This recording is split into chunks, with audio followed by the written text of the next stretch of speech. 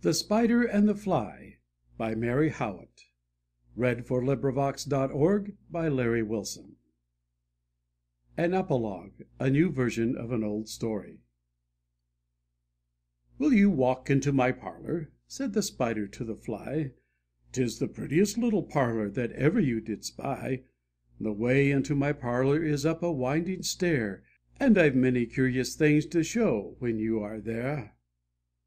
"Oh, no, no," said the little Fly, "to ask me is in vain, For who goes up your winding stair can ne'er come down again."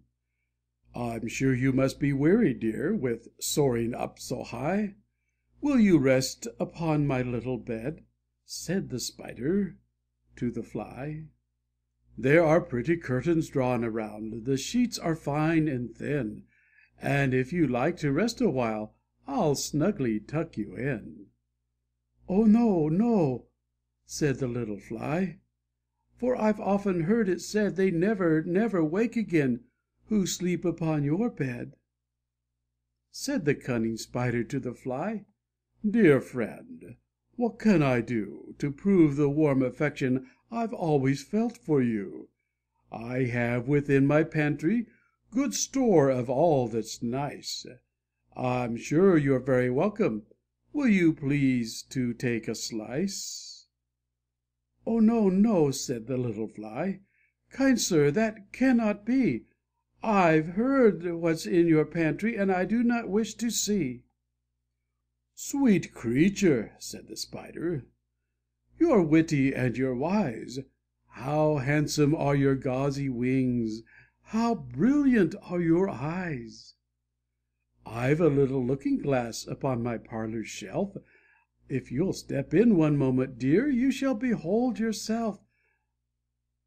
"I thank you, gentle sir," she said, "for what you're pleased to say, And bidding you good morning now, I'll call another day." The Spider turned him round about and went into his den, For well he knew the silly Fly would soon come back again.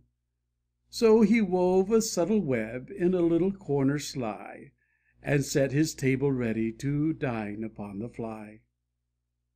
Then he came out to his door again, and merrily did sing, "Come hither, hither, pretty Fly, with the pearl and silver wing. Your robes are green and purple, there's a crest upon your head. Your eyes are like the diamond bright, but mine are dull as lead." Alas, alas, how very soon this silly little Fly, Hearing his wily flattering words, came slowly flitting by.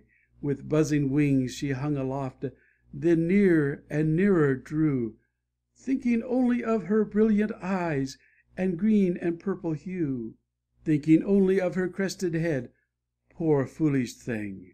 At last up jumped the cunning Spider, and fiercely held her fast He dragged her up his winding stair into his dismal den, Within his little parlor, but she ne'er came out again.